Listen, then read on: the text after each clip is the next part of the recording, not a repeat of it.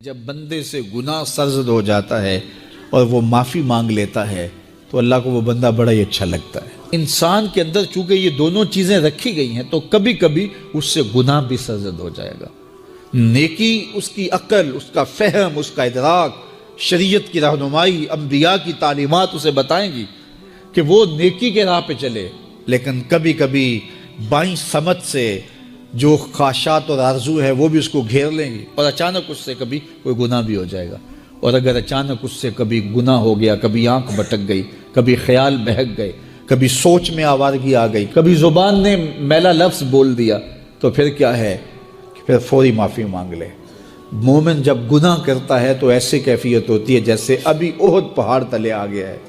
اگر اس نے توبہ نہ کی تو کچل دیا جائے گا۔ اللہ اکبر، تو پھر فوری معافی مانگتا ہے تو یہ اللہ کو بڑا ہی اچھا لگتا ہے۔ اللہ کہتا ہے فرشتوں سے کہ دیکھو میرا بندہ آخر میری دہلیز پہ آیا ہے نا، تم گواہ ہو جو میں نے اس کے سارے گناہ معاف کر دیے۔ تو گناہ کے بعد جو شرمندگی ہے، دیکھیے ایک اور جملہ کہتا ہوں، نیکی کرنے کے بعد جو تکبر پیدا ہوتا ہے کہ میں بڑی نیکی کر لی ہے اور باقیوں کو بندہ حقیر سمجھنے لگتا ہے، اور اس سے کوئی غلطی سرزد ہو جائے اس کے بعد شرمندگی ہوتی ہے اور اپنے آپ کو چھوٹا سمجھنے لگتا ہے اور اللہ سے معافی مانگتا ہے، تو اس نیکی کرنے کے بعد وہ جو آپ کے اندر تکبر اور رعونت اور عجب پیدا ہوا، اس سے کہیں بہتر ہے کہ آپ سے اگر کوئی خطا سرزد ہوئی تھی تو اس سے آپ کے اندر عجز اور توبہ کا جذبہ پیدا ہوا۔ اور اللہ کو یہ بڑا پسند ہے کہ کوئی بندہ، چونکہ ممکن ہی نہیں ہے کہ جب انسان ہے اس کے اندر یہ خواہشات رکھی ہیں تو کبھی اس سے، یہ انبیاء کی ذوات ہیں جو پاک ہیں، باقی کبھی کچھ خطا سرزد ہو جائے گی، اس سے معذرت کر لے۔ آپ نے نام سنا ہوگا ایاس کا، محمود غزنوی کا بڑا محبوب وزیر تھا اور بہت زیادہ بادشاہ اس سے محبت کرتا تھا، تو آیان سلطنت جلتے تھے، تو بادشاہ گاہے گاہے کوئی ایسا منظر ان کو دکھلاتا کہ اس سے میں خاص پیار کیوں کرتا ہوں۔ ایک دن بادشاہ کے ہاتھ میں موتیوں کی بھری ڈبیا تھی اور محل کے اندر یہ ایک حوض تھا، تالاب تھا، تو اس کے اندر اس نے وہ سارے موتی پھینک دیے۔ شفاف پانی اور نیچے فرش پہ پڑے ہوئے موتی نظر آ رہے ہیں، تو اس نے ایک ایک وزیر کو کہا کہ یہ موتی نکال کے لاؤ اور سنو اپنا لباس اور اپنا بدن نہیں بھیگنے دینا۔ تو سب نے کہا یہ کیسے ہوگا کہ موتی بھی تہہ سے نکال کے لائیں اور بدن بھی اور کپڑے بھی نہ بھیگیں؟ تو دوسرے کو کہا، اس نے کہا حضرت یہ کیسے ہوگا، یہ شرط ہٹائیں تو پھر میں نکال کے لاؤں۔ جب بات آئی ایاز کی تو ایاز نے فوراً چھلانگ لگا دی، موتی پکڑے، ڈھونڈے، ہتھیلی میں لیے اور کانپتے ہوئے بدن کے ساتھ بادشاہ کے سامنے پیش ہوا، حضور یہ لے لیجئے۔ بادشاہ غصے میں تھا کہ میں نے کہا تھا لباس اور کپڑے بھیگنے نہیں چاہیے، تیرے بدن سے پانی نچڑ رہا ہے، تیرے لباس سے پانی نچڑ رہا ہے، یہ کیا؟ تو ایاز نے ہاتھ باندھ کے کہا بادشاہ سلامت، آپ کے دو حکم تھے، ایک حکم یہ تھا کہ موتی نکال کے لانے ہیں، دوسرا حکم یہ تھا کہ کپڑے اور بدن بھیگنا نہیں چاہیے۔ ایک کام میں نے کر دیا ہے، دوسری غلطی ہو گئی ہے، معافی چاہتا ہوں۔ تو کہا وزیرو یہ ہے خوبی اس کی، تم نے کہا ہم کیسے نکال کے لائیں، اس تالاب میں اتریں گے تو بدن تو بھیگے گا ہی بھیگے گا۔ تو کہا جب شہوات دی گئی ہیں، خواہشات رکھی گئی ہیں، آرزویں دیوانی ہیں، اور پھر اس کائنات کے اندر رہ کر کے حضرت انسان کبھی تو اس تالاب کی غلاظت سے اپنے آپ کو بھر ہی دے گا، تو پھر کمال کیا ہے کہ نیکی کے پھول پیش کر دے، سجدے کے موتی پیش کر دے، رکوع اور قیام کے موتی پیش کر دے، ہمدردی انسانیت کے ساتھ پیار کے موتی پیش کر دے، سارے موتی پیش کرے، پھر مالک کا جلال کہ تیرے کپڑے کیوں بھیگے، یہ گناہ کیوں کیا، یہ گناہ کیوں کیا، ہاتھ جوڑ کے کہے مالک اس کی معافی مانگ، تو اللہ تعالیٰ پچھلے گناہ نہ صرف معاف کرتا ہے بلکہ ان گناہوں کو نیکیوں میں تبدیل کر دے۔ یہ آیت کریمہ اپنے دامن میں اتنی روشنی اور اتنی جامعیت کے ساتھ دین کا خلاصہ ہمارے سامنے رکھتی ہے کہ ہماری روحیں وجد کرنے لگ جاتی ہیں۔ تو ارشاد فرمایا بے شک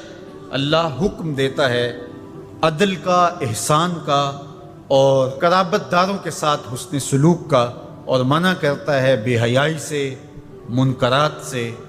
اور سرکشی اور تمرد سے۔ اور یہ اس لیے فرما رہا ہے کہ تم نصیحت پکڑو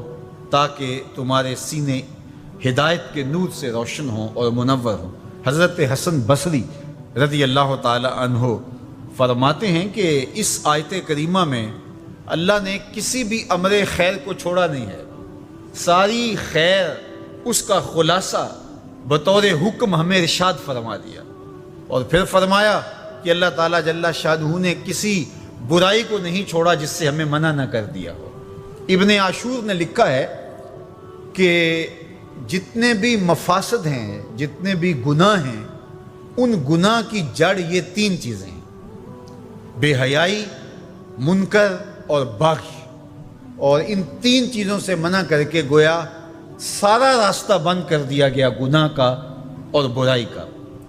اور تین چیزوں کا حکم دے کر کے خیر کے سارے راستے کھول دیے گئے۔ تو اسی ایک آیت کریمہ پہ اگر عمل نصیب ہو جائے تو پورے دین کی لطافتیں اور برکتیں نصیب ہونا شروع ہو جائیں گی۔ تو تین چیزوں کا حکم دیا کرنے کا، ان اللہ یامر بالعدل، بے شک اللہ عدل کا حکم دیتا ہے، انصاف کا حکم دیتا ہے۔ اگر تم نجات پانا چاہتے ہو تو غصے کے اندر بھی اور سرشاری کے اندر بھی تمہیں عدل سے، انصاف سے کام لینا پڑے گا۔ تو ہمارا دین ہمیں عدل سکھاتا ہے، اور قیامت کے دن 7 اشخاص جن کو اللہ اپنے عرش کا ٹھنڈا سایہ عطا فرمائے گا، ان میں سے پہلا شخص حضور نے ارشاد فرمایا امام عادل، وہ شخص جو عدل و انصاف کرتا ہے، وہ امام، وہ حاکم جو عدل سے امور سلطنت نبھاتا ہے، کل قیامت کا دن ہوگا، کوئی سایہ نہیں ہوگا، اللہ اسے اپنے عرش کا ٹھنڈا سایہ نصیب فرمائے گا۔ روایت میں آتا ہے کہ قیامت کے دن جو بادشاہ ہوں گے، حکمران ہوں گے، ان کے ہاتھوں میں ہتھ کڑیاں ہوں گی، اور ان کو یوں میدان حشر میں لایا جائے گا۔ اگر انہوں نے عدل کیا ہوگا تو وہ ہتھ کڑیاں ٹوٹ جائیں گی اور انہیں جنت بھیج دیا جائے گا، اور اگر انہوں نے عدل و انصاف نہیں کیا ہوگا تو ان ہتھ کڑیوں کے ساتھ ان کو جہنم میں دھکیل دیا جائے گا۔ ہمیں عدل کرنے کی تلقین کی گئی، ملکوں کے اندر طمانینت، سکون اور قرار عدل کے ذریعے سے آتا ہے۔ ایک عربی کا مقولہ ہے الملک یدوم بالکفر ولا یدوم بالظلم، ملک کفر کے ساتھ تو قائم رہ سکتے ہیں لیکن ظلم کے ساتھ قائم نہیں رہ سکتے۔ علماء نے عدل کے حوالے سے یہ بات بھی لکھی ہے کہ اس کا مطلب اللہ نے ہمارے اوپر جو بھی فریضہ عائد کیا ہے اس کو پورا کرنا یہ عدل کہلاتا ہے، لوگوں کی امانات کو ادا کرنا یہ عدل کہلاتا ہے، ظلم کو ترک کرنا اور انصاف کا بول بالا یہ عدل کہلاتا ہے۔ اس عدل سے مراد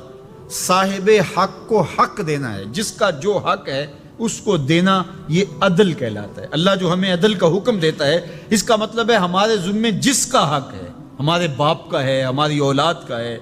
ہماری ازواج کا ہے، ہمارے اہل خانہ کا ہے، ہمارے ہمسایوں کا ہے، دوستوں کا ہے، جس کا بھی حق ہمارے ذمے ہے، بلکہ فرمایا کہ تیرے نفس کا تیرے اوپر حق ہے۔ حدیث طویل ہے کہ حضور علیہ الصلوۃ والسلام نے فرمایا ان لربک علیک حقا، تیرے رب کا تیرے اوپر حق ہے، ولنفسک علیک حقا، اور تیرے نفس کا تیرے اوپر حق ہے، ولأہلک علیک حقا، اور تیرے اہل کا تیرے اوپر حق ہے، اور ایک حدیث کے لفظ ہیں ولزوجک علیک حقا، اور تیری بیوی کا تیرے اوپر حق ہے، فآت کل ذی حق حقا، ہر صاحب حق کو تو نے حق ادا کرنا ہوگا۔ تو جس کا ہمارے ذمے حق ہے، جب ہم وہ ادا کرنے لگ جائیں گے تو یہ عدل قائم ہوگا، اور عدل قائم ہوگا تو معاشرہ پرسکون ہو جائے گا۔